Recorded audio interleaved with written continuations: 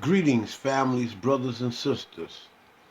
This is Yasha bin Israel, aka Terry Whitfield, for the Terry Whitfield Yasha bin Israel Show. Coming at you one more again for YouTube, Facebook, Instagram, Anchor Podcast, Spotify Podcast, Google Podcast, Apple Podcast, Breaker Podcast, and a whole host of others. All you have to do is just type up Terry Whitfield Show or Yasha bin Israel Show. That's YASHABEN YISHRAELSHOW. I'm asking you to like, to share, and to subscribe. Oh, also to comment. And if you like to donate so I can upgrade and get better technology to be able to spread these truthful ideas, you also can donate at Cash App, $ YASHABEN YISHRAEL, all pushed together. The capital Y, B, and Y. All cap. Right? You can donate there. Now, I'm doing, a little brainstorming and I have a book that I am going to write dealing with African Americans and their African American Afro-Asiatic tradition, namely as being descendant of the Israelites. And in doing so, I'm just looking up archaeology and oral tradition. And does archaeology and oral tradition ever come together, or are they ever used together? Is there any importance with oral tradition and archaeology? This here is coming from the Cambridge Press, joster.org, JSTOR.org, and that writing is the archaeology and oral tradition, the scientific importance of dialogue. I reserve the right also, to use these writings for educational and entertainment purposes, as well as the videos along this video. And this article is written by Peter M. Whiteley, American Antiquity, published by Cambridge University Press. In abstract, scientific archaeology and indigenous oral traditions have been long estranged.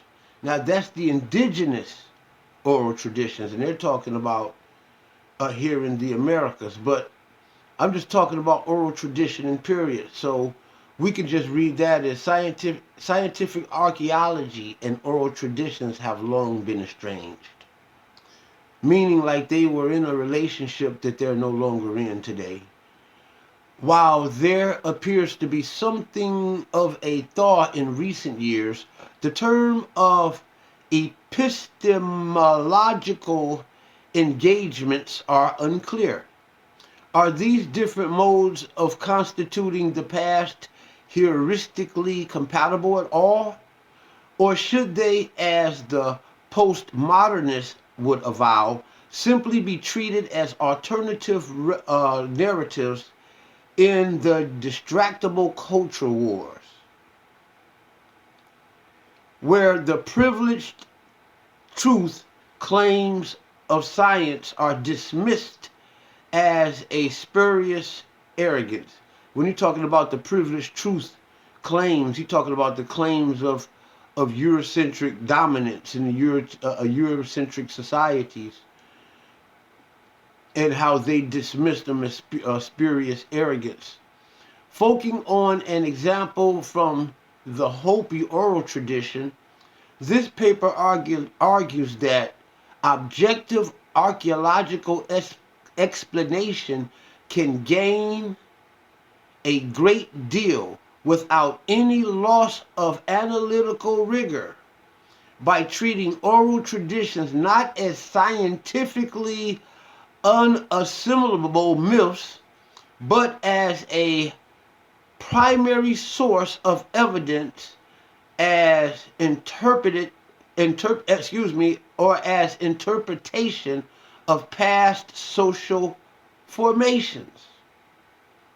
So it's talking about how archaeologists today treat oral traditions not as unassimilable myths, but as primary sources of evidence and interpretation of past social reformations. That was pretty good there. Let's see what we got here. Is oral tradition studied in archaeology? The use of oral tradition in archaeology has been analyzed from two different forms and points of view. The use of oral tradition in archaeology has been analyzed from two different points of view. The first one concerns specific historical information available in oral tradition once the encapsulated data therein has been elucidated and the local deviance recognized amongst universal folklore motifs. And this is by the journals.sagepub.com.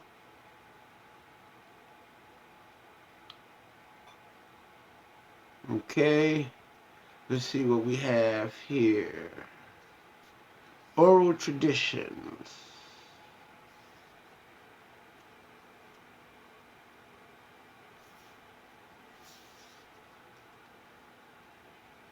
Oral traditions. Well, good old Wikipedia. Let's see what they got to say about oral traditions. We're just going to do some research here about oral traditions.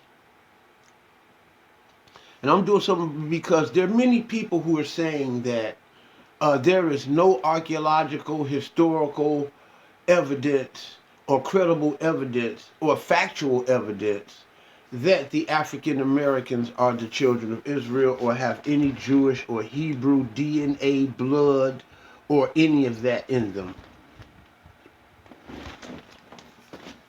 Or that there's no history of Israelites, slaves practicing Judaism or being Israelites or calling themselves Jews or Israelites or worshiping or practicing anything of the Israelite culture here in the United States of the Americas during slavery or coming off of the slave ships as Hebrews or Jews. Okay? So, I'm looking up oral traditions. Do we have any oral traditions? Because, and I'll tell you why I'm looking up oral traditions. Oral tradition or oral lore is a form of communication wherein knowledge, art, ideas, and cultural material is received, preserved, and transmitted orally from one generation to another. The transmission is through speech or song and may include folk tales, ballads, chants, prose, or verses. Okay? It is a form of human communication wherein knowledge, art, ideas, and cultural material is received, preserved, and transmitted orally from one generation to the next. So, we want to see, do we have any oral lore or oral tradition connecting us to the knowledge or any knowledge of us being Israelites connecting where we're passing down any knowledge or ideas, Israelite knowledge, or any Israelite culture. And has any of that has been received, preserved, or transmitted orally from one generation to the other. We want to know, do we as African Americans have any of that, of us being Israelites? Okay? The transmission is through speech or song and may include folk tales, ballads, chants, prose, verses. In many ways, it is possible for a society to transmit oral tradition, oral literature, oral law, and other knowledge across generations without a writing system, or in parallel to a writing system. Religions such as Buddhism, Hinduism, Catholicism, and Jainism, for example, have used an oral tradition in parallel to a writing system to transmit their canonical scriptures, rituals, hymns, and mythologies from one generation on to the next. Oral tradition is information, it is memories, and it is knowledge held in common by a group or people. It is a knowledge, it is a memory, and it is information that is held in common by a group of people over many, many, many generations. It is not the same as testimony or oral history. It is information, it is memories, and it is knowledge. In a general sense, oral tradition refers to and recall and transmission of a specific preserved textual and cultural knowledge through vocal utterance. As a academic discipline, it refers both to a set of objects of study and the method by which they are studied. The study of oral tradition is distinct from academic discipline or oral history, which is the recording of personal memories and histories of those who experienced historical eras or events. Oral tradition is also distinct from the study of orality, defined as thought, and is proverbial expression in societies where the technologies of literacy, especially writing and print, are unfamiliar to most of the population. So basically, oral tradition basically it passes down knowledge and information and experiences from people in one generation to the next. Okay? And you talk about the history. According to John Foley, oral tradition has been an ancient human tradition found in all corners of the world. Modern archaeology, for those who want and look for archaeological evidence of African Americans being historical evidence of African Americans being the children of Israel, claiming the children of Israel, or having Hebrew practices in slavery, on the slave ships, before the slave ships, and in the kingdoms of Africa prior to slavery. Modern archaeologists have been unveiling evidence of the human efforts to preserve and transmit art and knowledge that depended completely or partially on oral tradition across various cultures. Okay? The Judeo-Christian Bible reveals its oral traditional roots. Medieval European manuscripts are penned by performing scribes. Geometric vases from archaic Greece mirror Homer's oral style. Indeed, if these final decades Indeed, if these final decades of the millennium have taught us anything, it must be that oral tradition never was the other we accuse it of being. It neither was the primitive, preliminary technology of communication we thought it to be. Rather, if the whole truth is told, oral tradition stands out as the single most dominant communicative technology of our species, as both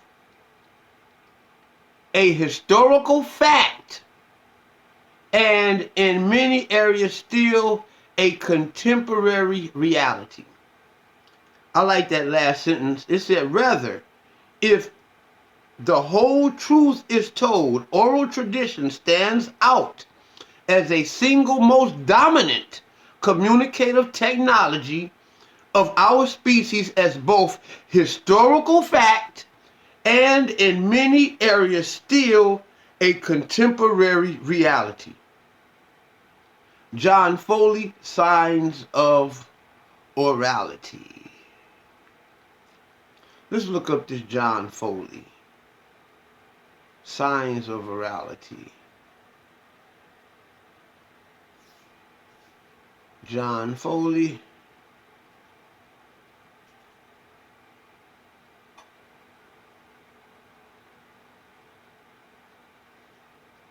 What was the name of that book?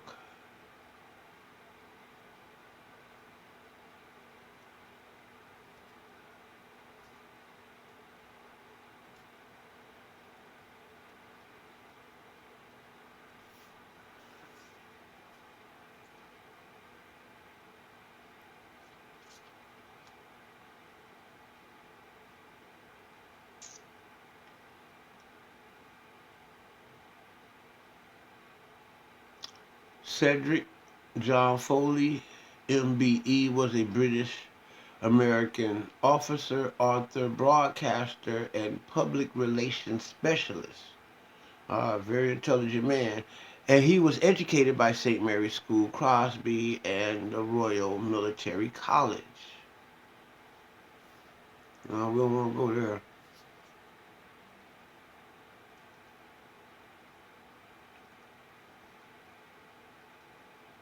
Okay. So we got a glimpse of who John Foley is. Public relations specialist. That's an author.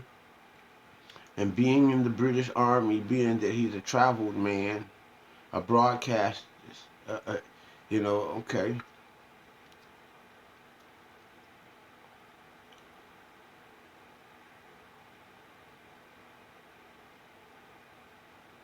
He wrote books about the boilerplate war and the death of a regiment and bull and brass, and I don't see any of these other books on here that we're looking for. It may or may not be the same John Foley. It may be because he's talking about a guy born in March of 1917. So it may be because it's an old man. But we'll get up out of that. Okay, so we know that oral tradition is important, and it is the single most dominant fact, okay, in a people's history, defining and telling who these people are. Let's say, what are Negro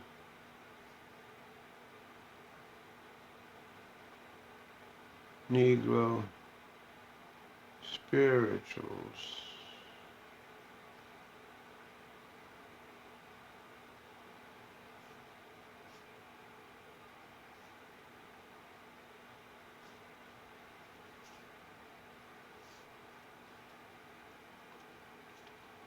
Spirituals, also known as Negro spirituals or spiritual music, is a genre of Christian music that is purely and solely a creation of purely and solely a creation of generations of black Americans, which merged African cultural heritage with the experience of being held in bondage in slavery.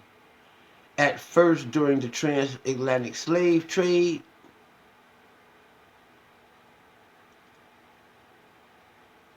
the largest and one of the most inhumane forced migrations in human history. And for centuries afterwards, through the domestic slave trade, spirituals encompassed the sing songs, work songs, and plantation songs that evolved into the blues and gospel songs in the church. In the 19th century, the word spirituals referred to all these subcategories of folk songs. Wow.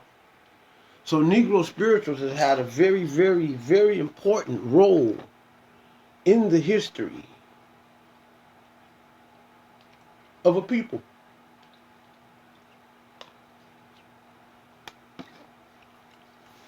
Very important. These spirituals, they would at first sing songs and work songs and plantation songs that evolved into jazz, blues, gospel music, rhythm and blues, and hip hop in reality. So these Negro spirituals are very, very, very important because they merged African cultural heritage with the experience of being held in bondage and in slavery. So let's take a look at some of these Negro spirituals and these songs, these sing songs and work songs and plantation songs of the past. Let's look into them and let's see what emergence of African culture, where has African cultural heritage merged with the experience of being in slavery and in bondage. Let's take a look at that. Let's go look at some of these spirituals.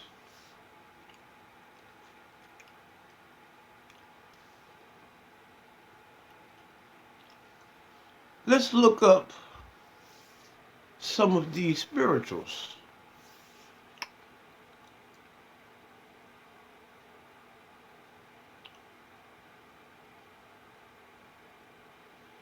Let us take a look at some of these spirituals.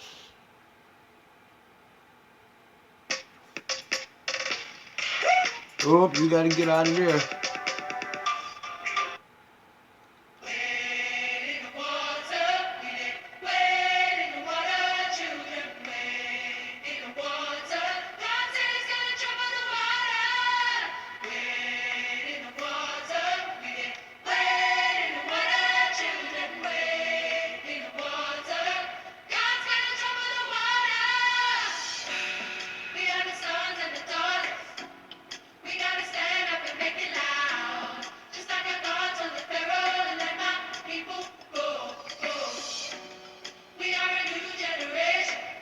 This is a new generation.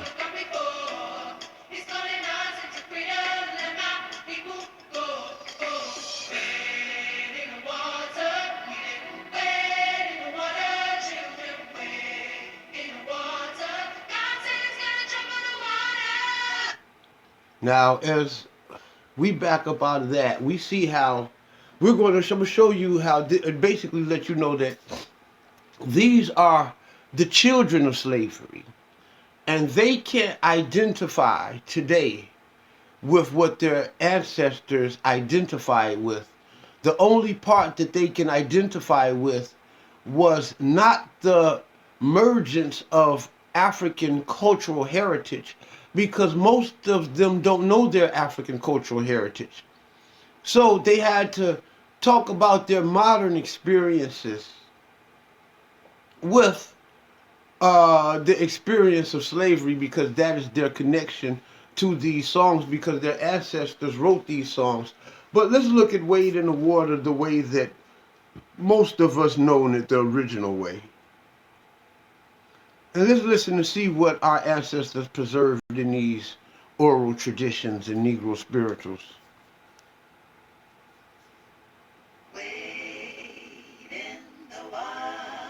Wade in the water. Wade in the water, children. Wade in the water. God is going to trouble the water. Dressed in white. See that band all dressed in white?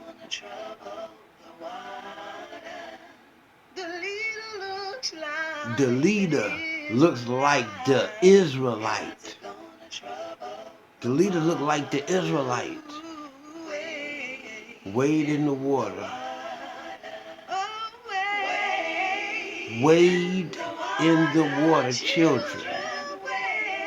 Wade in the water. God is going to trouble the water.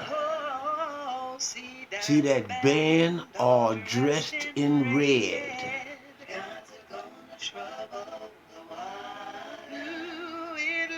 It looks like the band that Moses led. Wow, the band of the Israelites, y'all. Wade in the water. Wade in the water, children. Wade in the water. God is going to trouble the water.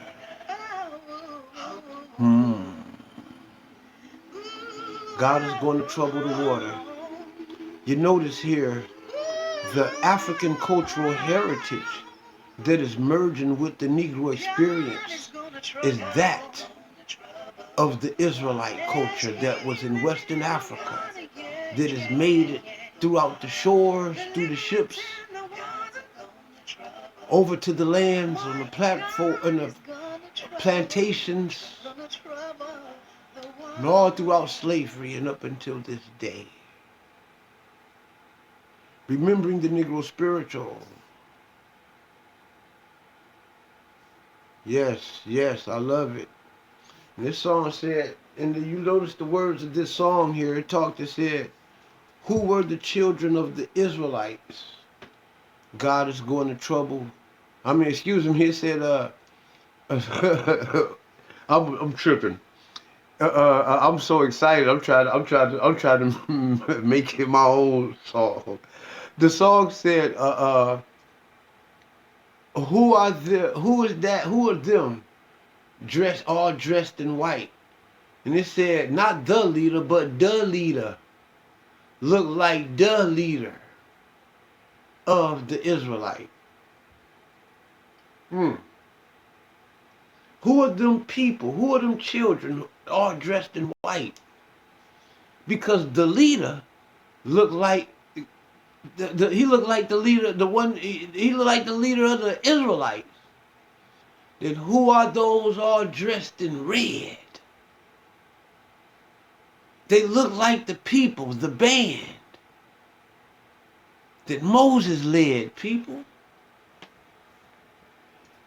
Your songs preserved your history, your African cultural heritage. Your Israelite African cultural heritage are preserved in these songs, people. I'm going to take a look at something I was listening to earlier today. Listen to this. I wonder, was this... Listen to this. Now, this is a trip. Yahweh, mighty Yahweh. Yahweh, mighty Yahweh. Listen to this. pre-slavery, on the other side of the plantations. Yahweh, mighty Yahweh.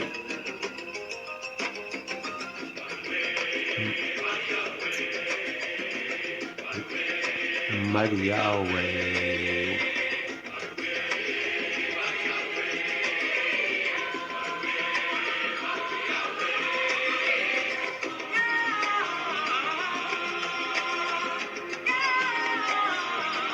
He's saying, Yah.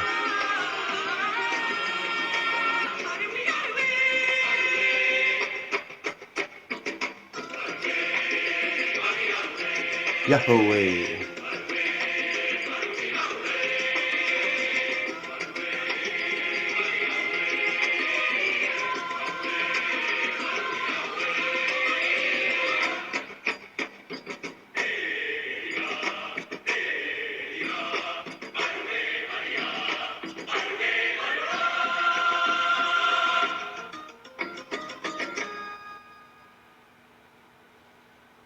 Awesome.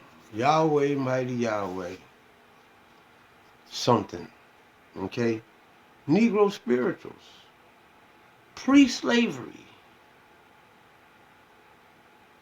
Let's look up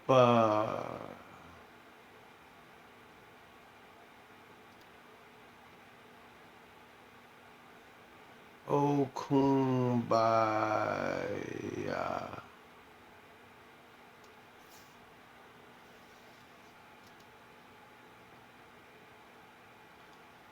Listen to these words, because it really should be Kumbaya. Yeah, that's what it really is. And it's still going to come up to show you that's what it really is. Okay? You can X out of that.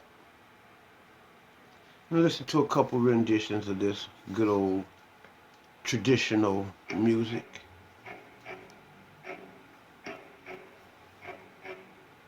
Kumbaya, my Lord. Kumbaya. Kumbaya. My Lord. Kumbaya. Kumbaya, my Lord. Kumbaya. Oh Lord. Kumbaya. Kumbaya, my Lord. Kumbaya. Kumbaya, my Lord. Kumbaya.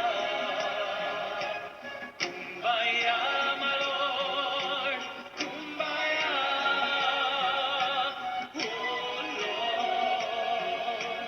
Kumbaya. Now, just to pause that for a second there and take a look at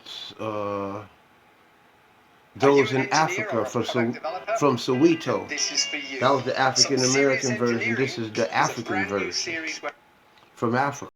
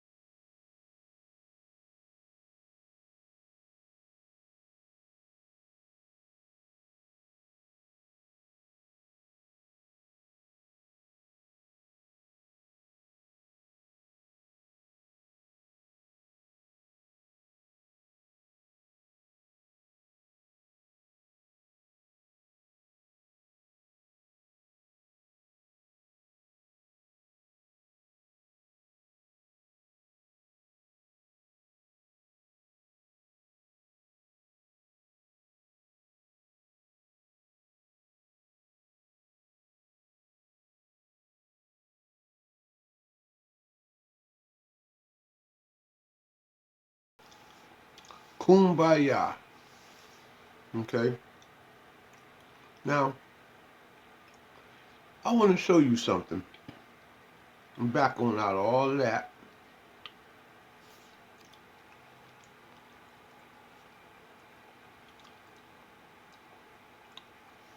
Okay? People don't know what kumbaya mean. And I'm telling you that the African oral tradition, cultural heritage that was passed down was an Israelite cultural heritage. Okay? And when slaves learned how to read in English, and it became okay for slaves to read, but it was illegal for them to write. And one would say, well, like Rob Bourne and guys like Rob Bourne and guys like Garfield, backed by guys like Sinetta, Dr. Reggie Magleby, and Jabari Osazi. They co-signed these young men's ignorance in leading young black minds into stupidity in thinking that there was no preserved traditions or culture or practices of Israelite culture in America on the slave ships, before the slave ships, and after. And I'm telling you that it became illegal to learn how to read, because the slaves was at first allowed to read, but it was illegal for them to write. And because it was illegal for them to write, you would not have any written books or artifacts written by African Americans during slavery, because it was illegal for them to write. It was not illegal for them to read. It was illegal for them to write. Okay? And this is why you have no books or anything or any writings, or you have not read anything by African Americans during that time, because they were enslaved. It was against the law for them to read and to write at certain points. And certainly it was illegal for them to write the whole time that they were in slavery. And these songs were songs that were sung on the plantations. And some even prior to coming over here, as we just experienced. And they recorded their African cultural Israelite heritage. A lot of people don't know what kumbaya mean because they don't speak Hebrew. They don't understand that that is a Hebrew cliche. And it means to stand on Yah.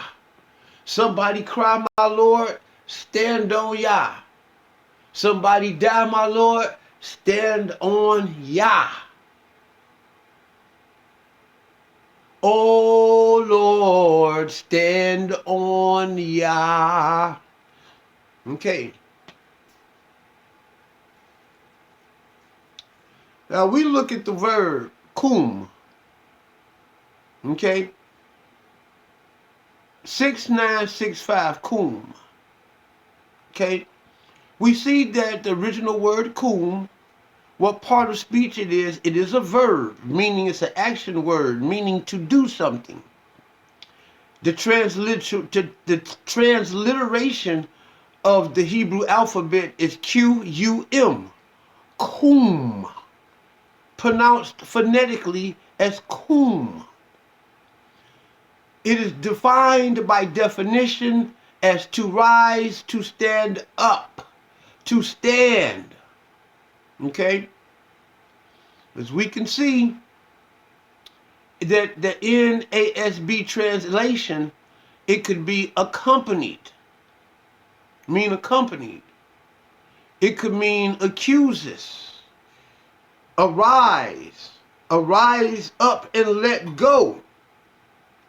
Arise up and let go by Yah. Ba means on, okay? And Yah is a contraction of the name Yahuwah, which is the Elohim of the Israelites. These people were singing about their God.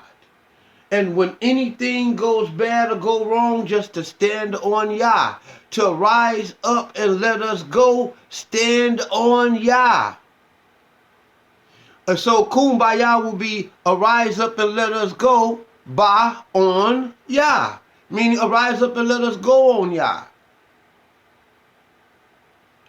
Arise up on Yah.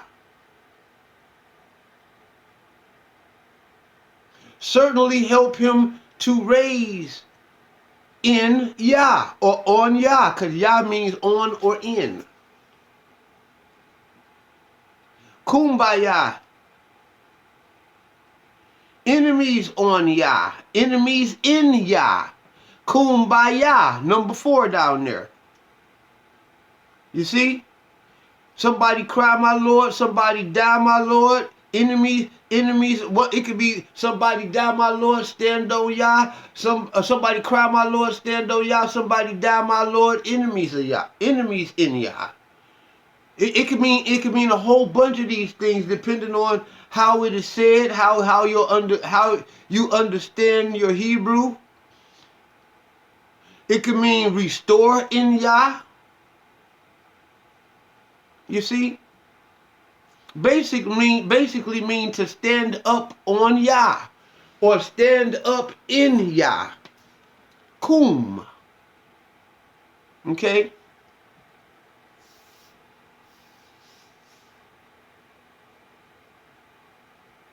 Word for in or on.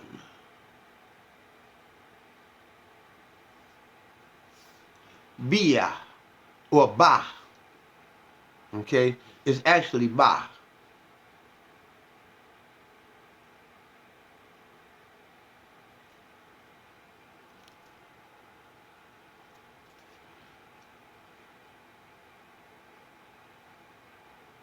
That's boa. That's go like that's boash.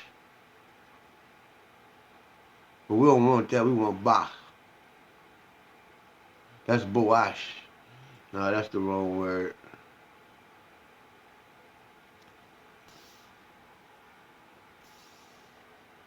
For in or on. That's why I did that. Okay.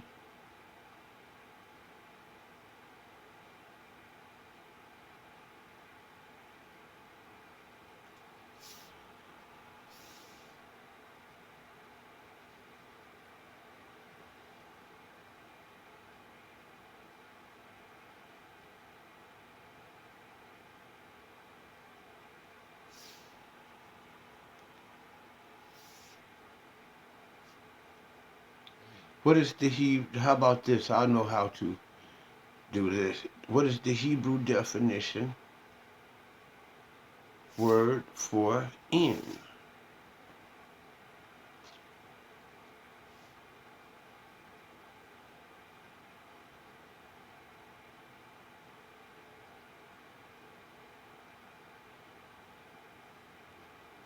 Okay, let's try this. What is the Hebrew?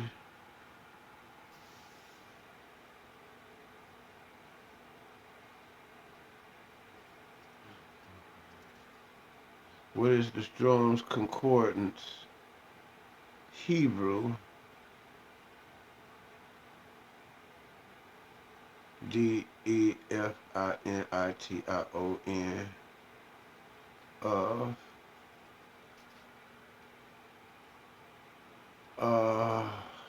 ba.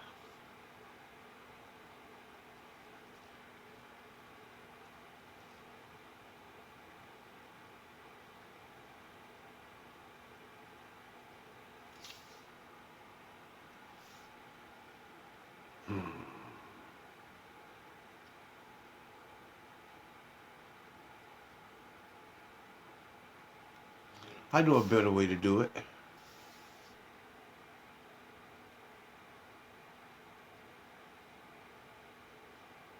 Define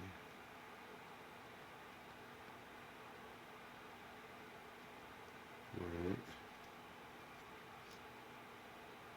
ba. That's how you do that. Define the Hebrew word ba.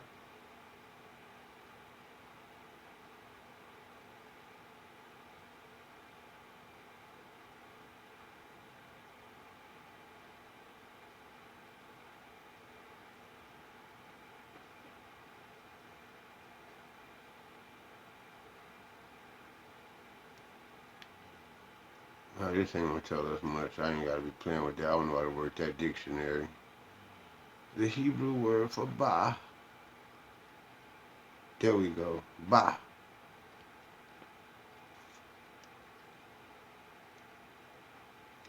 Ba. See up at the top in the left hand corner, that's ba. Boy.